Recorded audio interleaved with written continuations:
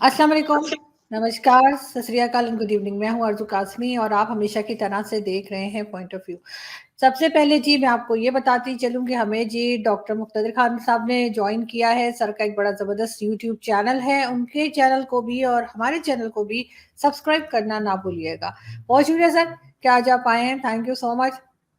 भाई thank you very much आजू जी मुझे बुलाने का, और आपके सुनने वालों को मेरे तरफ से भी सलाम, नमस्ते, हेलो, हाय।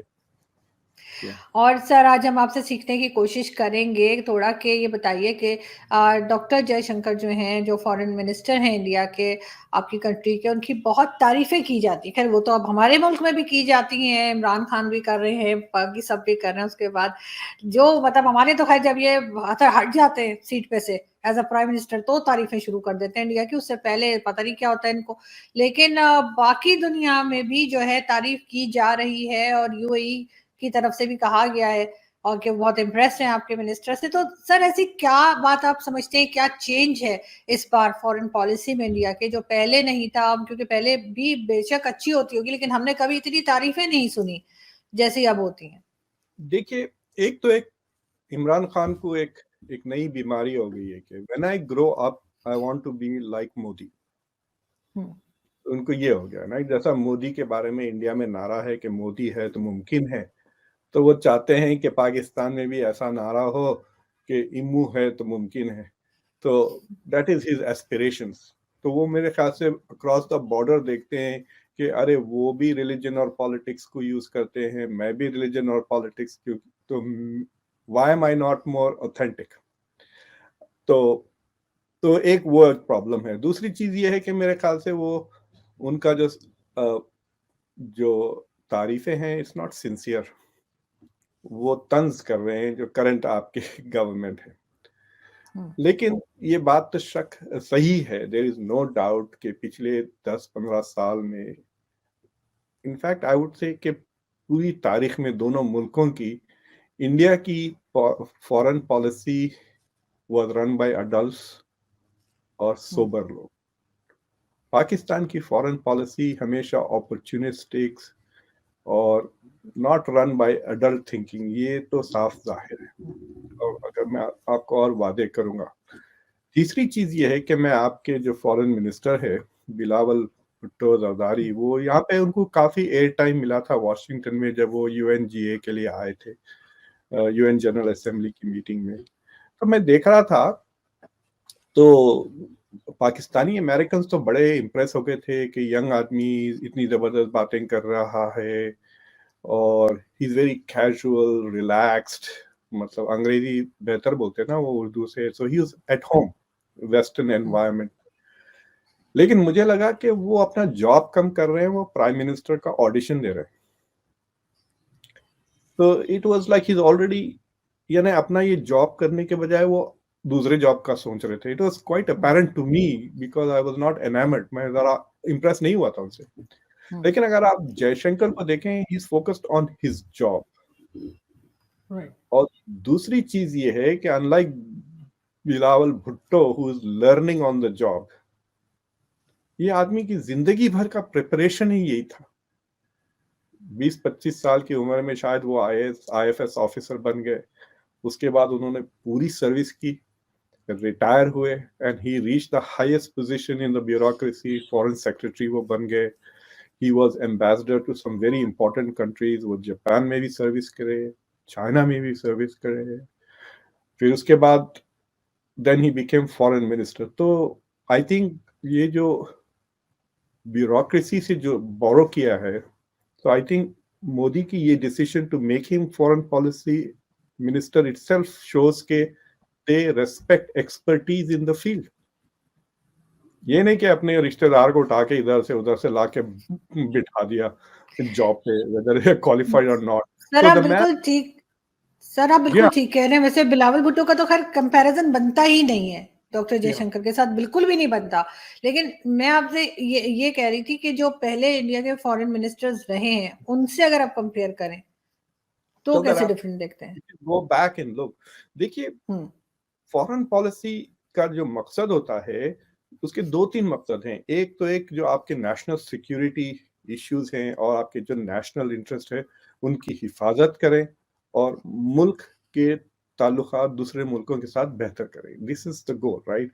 और अगर आप उसके थ्रू आप इकोनॉमिक रिलेशन भी बढ़ा सकते हैं, ट्रेड बढ़ा सकते हैं, सॉफ्ट पावर बढ़ा सकते हैं। तो बेसिकली आपका मकसद है, you are like the marketing manager of your country. ये रोल है फॉरेन मिनिस्टर का। और आप हिफाजत भी, ये वो सिक्योरिटी, आप सिक्योरिटी गार्ड भी हैं और आप मार्केटिंग मैनेजर भी है।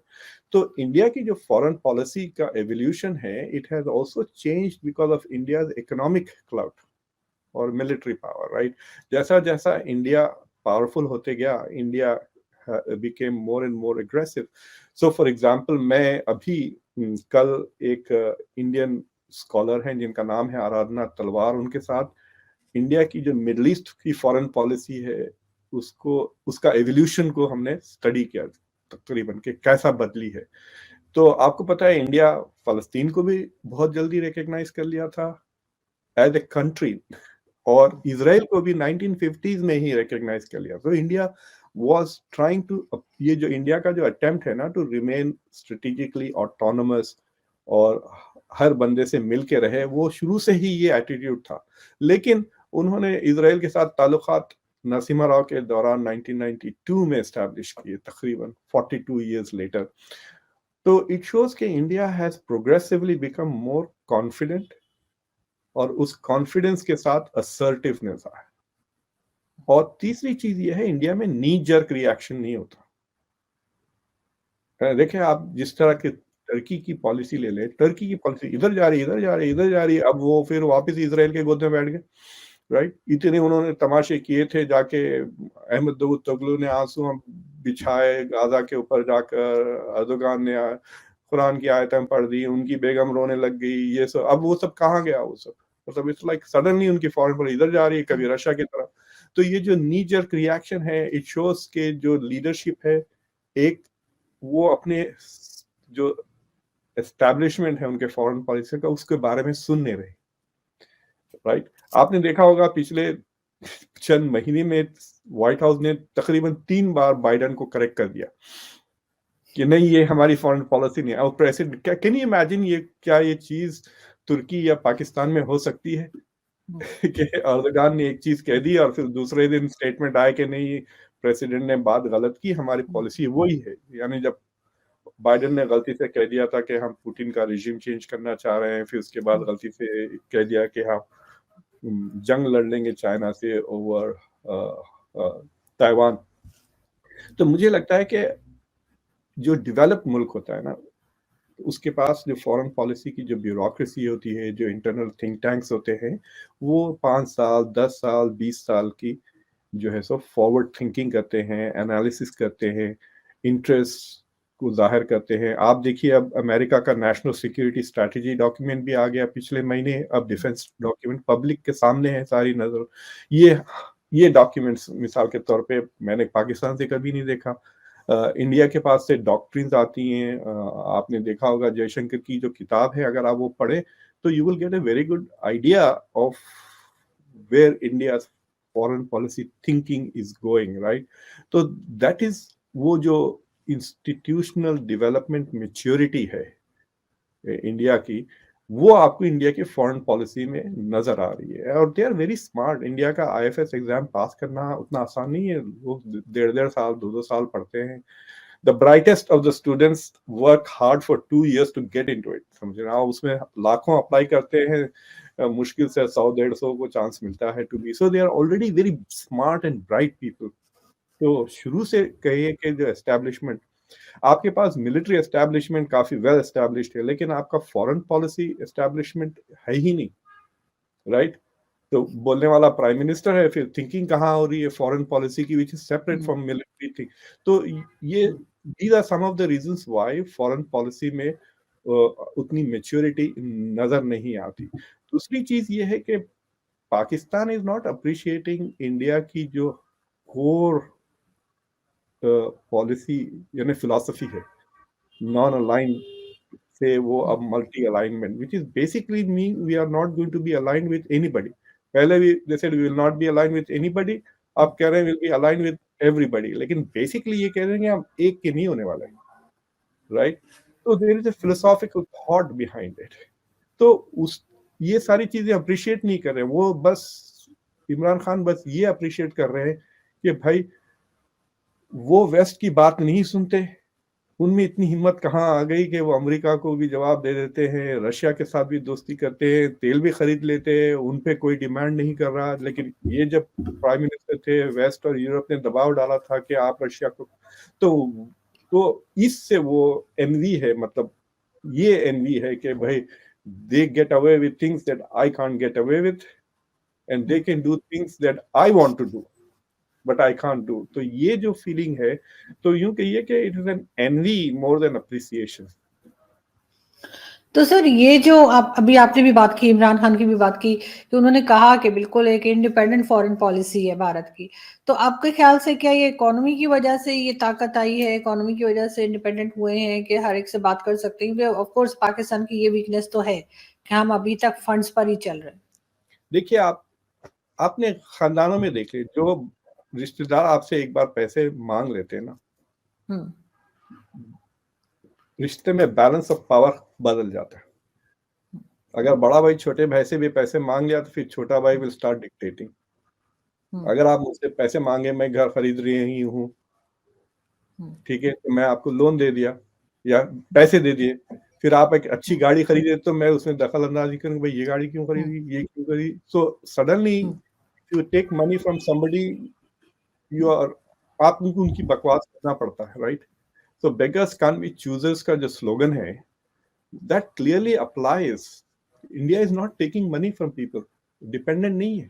इंडिया सऊदी अरब को जो चाहे वो बोल सकता है, they want trade relations, but लेकिन ऐसा डिपेंडेंसी नहीं है, डेस्परेशन नहीं है कि अगर सऊदी से पैसे हमको नहीं मिले या अमेरिका से ये। तो ये जो ऑटोनोमस पॉलिसी आ रही है बिकॉज ऑफ इकोनॉमिक इंडिपेंडेंस। देखिए देखिए फॉर एग्जांपल, जो पढ़ी लिखी औरतें होती हैं, जिनको जॉब करने की काबिलियत होती है, उनको अपने शौहरों से जुल्म सहने की जरूरत नहीं है। उसको घर से लात मार के निकाल सकते हैं, उसको डिवोर्स करके वो अपनी अलग जिंदगी गुजार सकते हैं, right.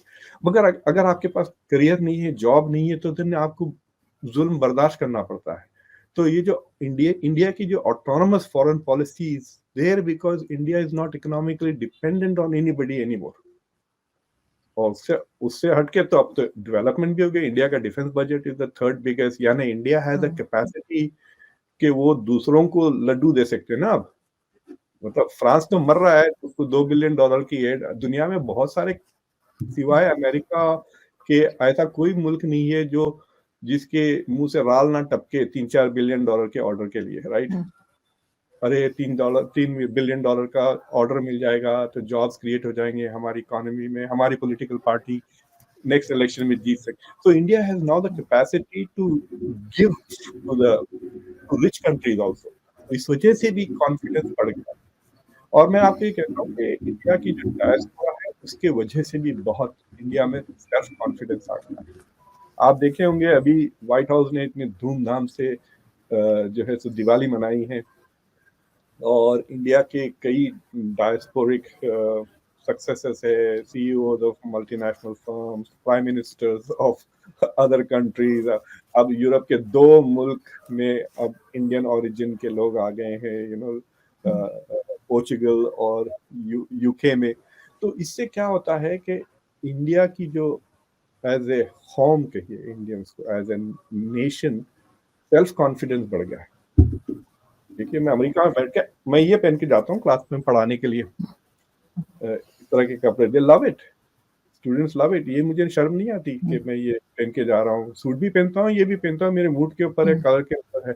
So there is a self confidence in Indians, जो आपको 10-15 साल पहले वो नजर नहीं आता था। तो मैंने इससे पहले भी शायद आपके शो पे कहा था कि जैसे गावस्कर बैट करते थे पीछे बैकफुट पे दिन दिन में स्लो टुक टुक टुक टुक, वैसा नहीं करता। अब देखिए विराट कोहली धूम मचा रहे हैं ऑस्ट्रेलिया में। तो दैट इज ए मेटाफर कि इंडिया कैसा बदल गया। India has become self confident, India has become more assertive.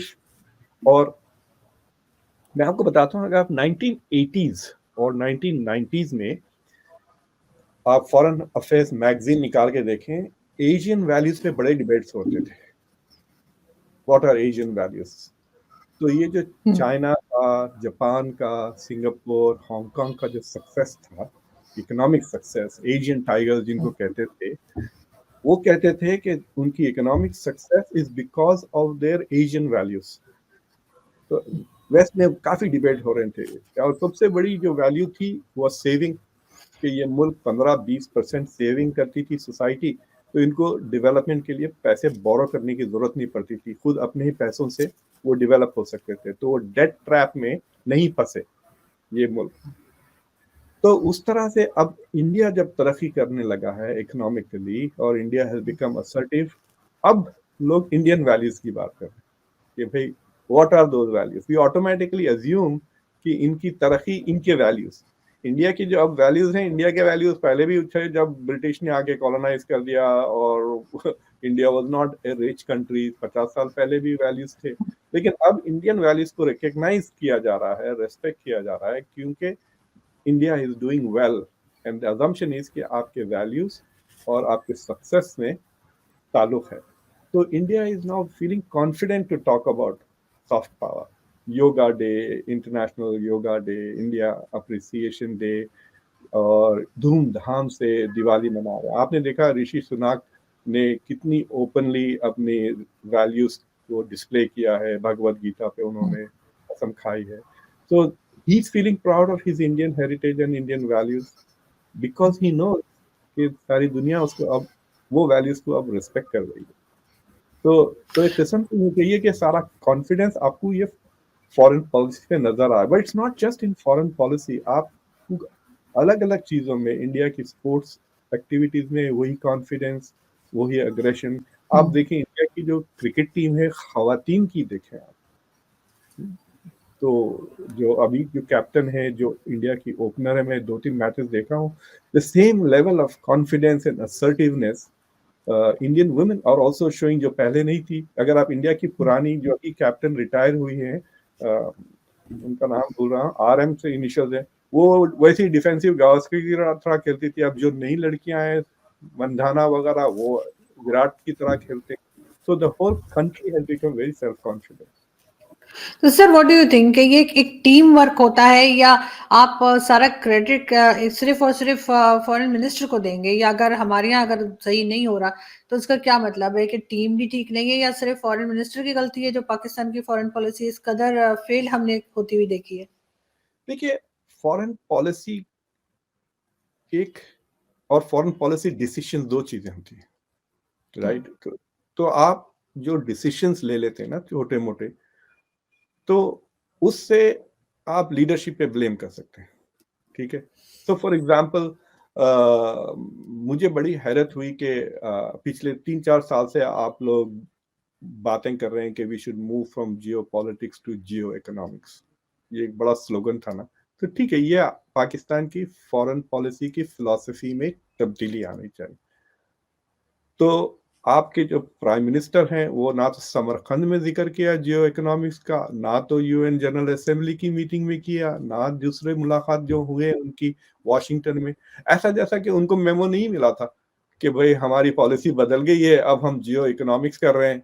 Like he didn't know कि उसकी उनकी मुल्क की पॉलिसी क्या है। तो ये बैड डिसीजंस है, समझे ना? ये बैड डिसीजंस लिए उन्होंने कि समरकंद में अगर वो चाहते हैं तो he could have started a dialogue of geoeconomics.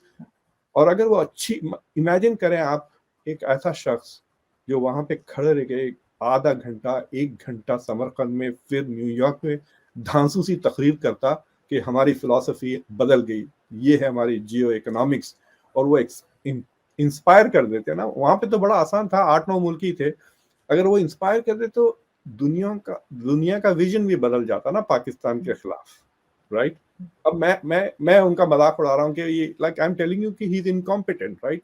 और तो वो वहां पे लीडरशिप फेलियर है, लेकिन क्या वो विजन भी सही है? That is an important question. क्या वो जियो इकोनॉमिक्स का विजन ही सही है या नहीं, उस पे पब्लिक डिबेट्स नहीं हो रहे हैं। So it is also personality का कल्ट बहुत ज्यादा है पाकिस्तान में। इंडिविजुअल कल्ट ज़्यादा और इंस्टीट्यूशनल डेवलपमेंट नहीं है उसको बैक करने के लिए। इंडिया में भी है पर्सनैलिटी का कल्ट, इंसान को भगवान बहुत जल्दी बन जाता है इंसान। हमारे स्टेट में एन.टी. रामा राव एक मूवी स्टार थे, जो चीफ मिनिस्टर बने, उनकी मंदिरें बन गई, राइट? तो लेकिन इंस्टीट्यूशनल डेवलपमेंट भी है, इंस्टीट्यूशनल डेवलपमेंट भी है।